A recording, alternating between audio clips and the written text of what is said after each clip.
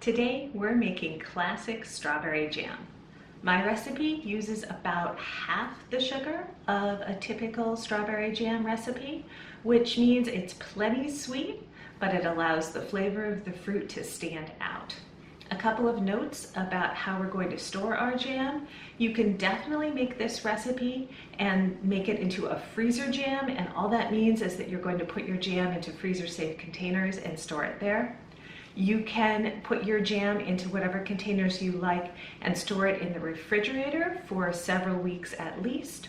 Or you can go ahead and can your jam, and that means that it will be shelf stable at room temperature for at least a year. It makes it very giftable.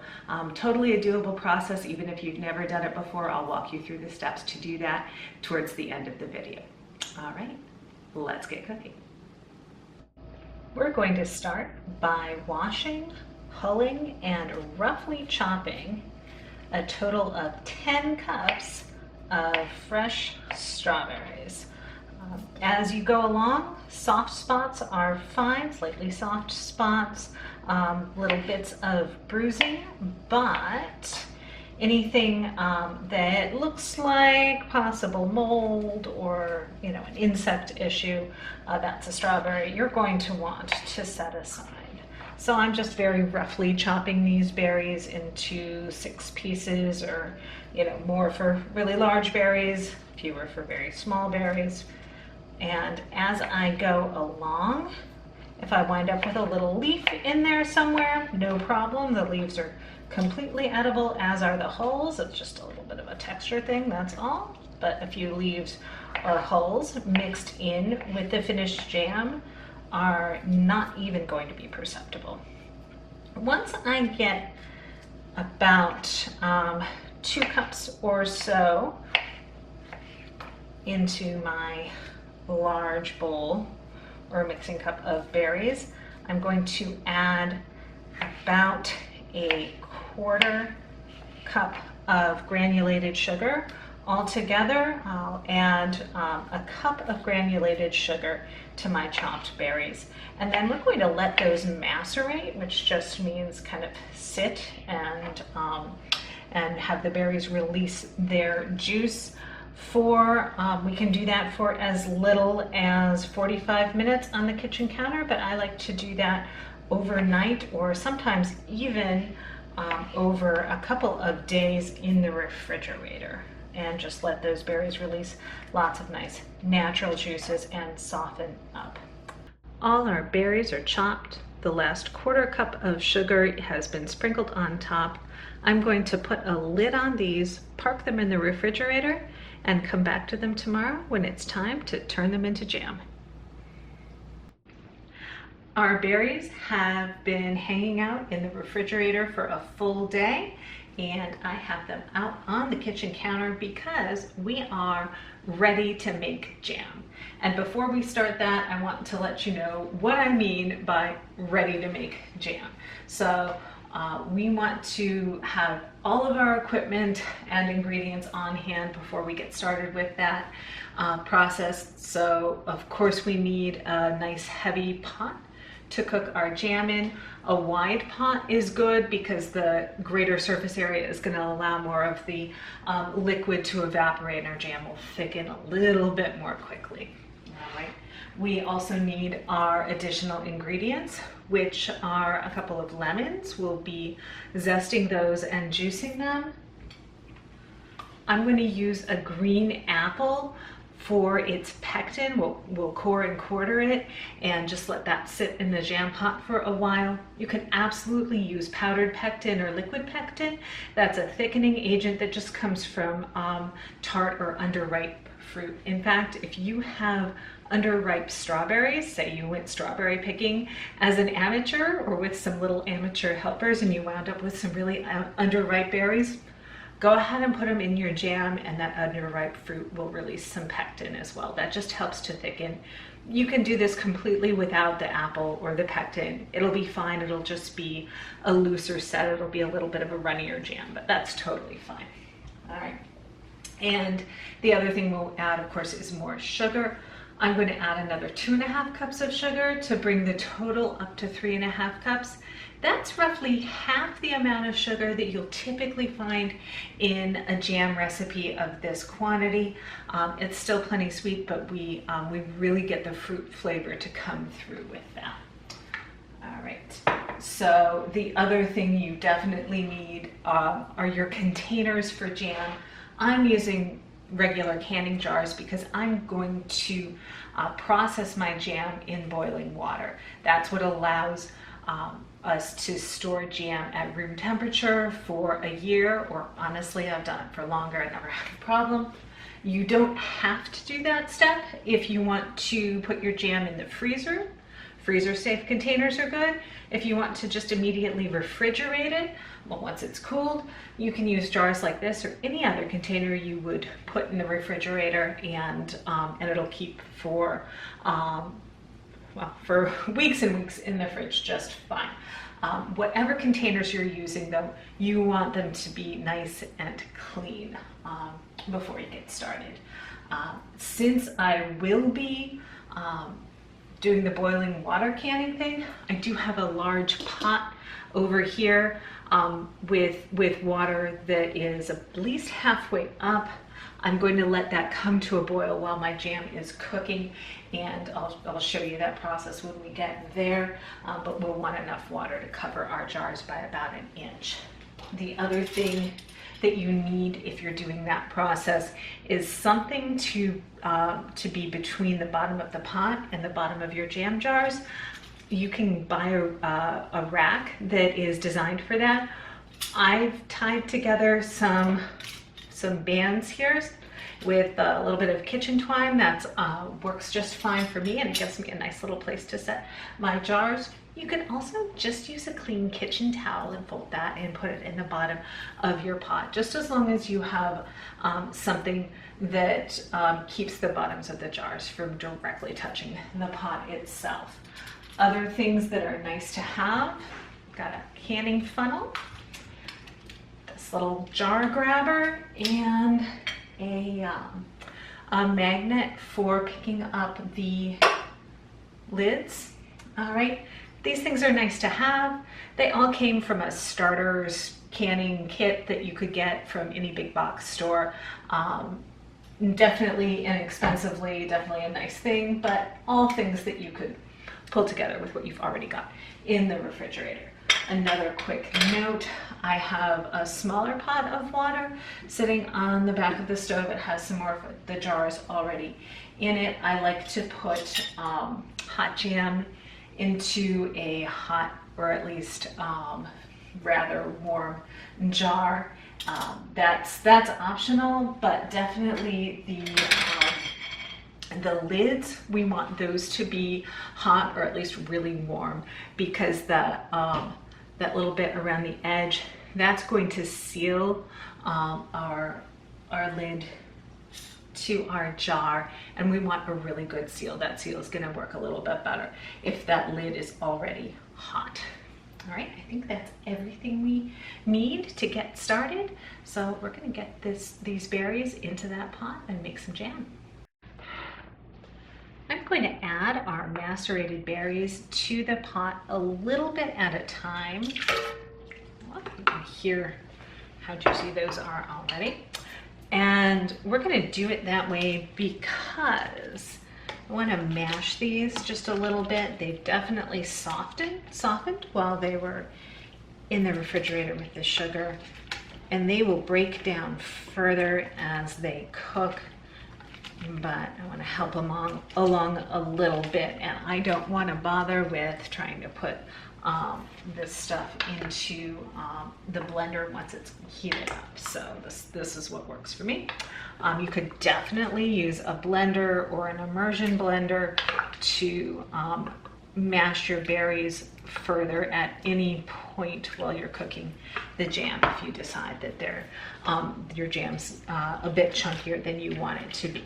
You could also really let it stay fairly chunky, kind of in the fruit preserve territory, and that'll work as well. So I'm just doing this a bit at a time so I make sure I get to more of the berries. Now that the berries have been lightly mashed and all of them are in the pot, I'm going to zest my 2 lemons just directly into the pot of berries. And then once we do that, we'll split them in half and juice them and put the juice from the lemons in here as well. Our lemon zest is in the pot. We'll add our lemon juice. I always pour it through the microplane as kind of a makeshift strainer so I don't catch any lemon seeds in the process. There we go. I'm gonna add our quartered cord chunks of apple as well. And we'll get those out of the pot later as they start to get mushy around the edges, but that'll take a while. We're also going to add a bit more sugar at this point, a good bit more sugar. So you'll recall we already had a cup of sugar mixed in with the berries when they were macerating in the fridge. We're going to add another 2 cups in total. Here's another 1.5 cups. Another 2 cups, and maybe another 1/2 cup there to bring it up to, just shy of 3.5 cups altogether. And those are our ingredients. So we'll be letting this come up to a boil. It's going to spit a little bit. We're going to stir it with relative frequency, not step too far away from the pot. And as it cooks, it's going to start to reduce in volume. So we'll check back in as our jam gets a bit closer to readiness. A couple of notes: the stuff will definitely bubble and spit, so just be careful if you're real sensitive to that, or you'd like to avoid burns entirely. Sleeves aren't the worst idea here. Also, bare feet aren't the best idea when you're cooking jam.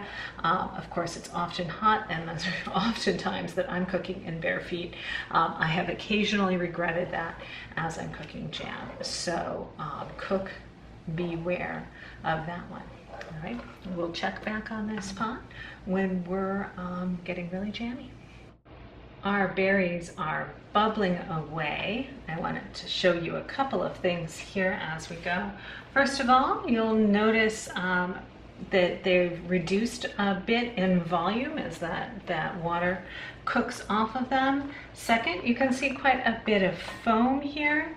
You can absolutely skim it off, but in my years of jam making, I've gotten pretty lazy about it. And I find that if we let that foam just kind of keep building up and stir, as we get closer to having the jam done, there's hardly any left. And sometimes at that point I skim it off, but honestly, a lot of the time, it's just aesthetic, and a lot of the time I don't even bother. And the other thing, while we're here, we are going to go ahead and take our chunks of apple out. Grab the bits of berry that are stuck there. I don't want to lose those. But you can see this apple is pretty mushy at the edges, and I don't want to leave it in there any longer. We've gotten all the pectin I think we're going to get, and we don't want to make apple strawberry jam today. So out those will come, and we'll let our jam keep cooking down. We're taking a quick check on our jam. Altogether, it has been about 40 minutes since we first turned the heat on. It has reduced quite a bit. It's looking a nice jammy color, but it is still pretty liquidy up towards the top especially, and you might be thinking to yourself, is this ever going to get done? But you're actually pretty close at this point. You can feel, if you drag the spoon all the way through to the bottom, and we should be doing that so we don't get any stuck bits there, you'll feel a lot more resistance than even 5 minutes prior to this point. So the end is near, friends. We'll check back when it is in fact time to put this in a jar. Well, folks, our jam has cooked for a total of nearly an hour, but it is ready. And there are lots of ways to know when your jam is ready. You can look this up online. There's a test where you put it on a plate and put it in the freezer. There is a method where we take a spoonful of jam and we see if it will mound, although with chunkier jam like I've got here, that's not the best way. My favorite way to do this is to pull my spoon through the pot and see if it makes a trail. If it's shallow enough, you could maybe even see a trail right down to the bottom of the pot. But if you just take kind of a spoonful of jam, and will it sort of sit, can you kind of mound that on top of the rest of the jam, and will it kind of sit up there for a little bit? And it's probably hard to see that happening, or will it make a trail, kind of a furrow through the pot before it all evens back out? And if it's thick enough, it will, and that's my way of knowing. If you do this long enough, you'll just get a good feel for it too. Another way to know, frankly, is that your jam is really spitting a lot, and there are little flecks of jam all over your stove and probably all over your arms too. So that's another way to know. It's not the end of the world if it's not. It's just a little bit looser inset. It's all right. It's not going to be a crucial thing here. So I am going to turn the heat off. That will keep boiling or bubbling for a few moments. And I'm going to start to fill up some jars. So I'll show you the first one of those. Here's my pot of hot, not even simmering water, just hot water that contains, oh, here's my magnet, that contains some jars. It's behind my jam pot. I'm going to grab one of these jars here, and it's a little awkward because the pot's very full at the minute. And some hot water in here. I want to pour the water out. There we go. I've got my jar, and I'm going to turn this a little bit. I'm going to set it right here. Oops. There we go. We are going to set the funnel here, and this is hot. It's obviously not too hot to touch. At this point, I'm going to ladle jam into my jar, and I'll scoop everything up to the edge here so I get as little jam onto my stove as possible, as though it weren't already covered in jam splatters. All right. And I'm going to fill this until there's about 1/4 of an inch of space left at the top of the jar. You want to leave a little room for expansion, all right, but not so much room that you've got extra air sitting in there.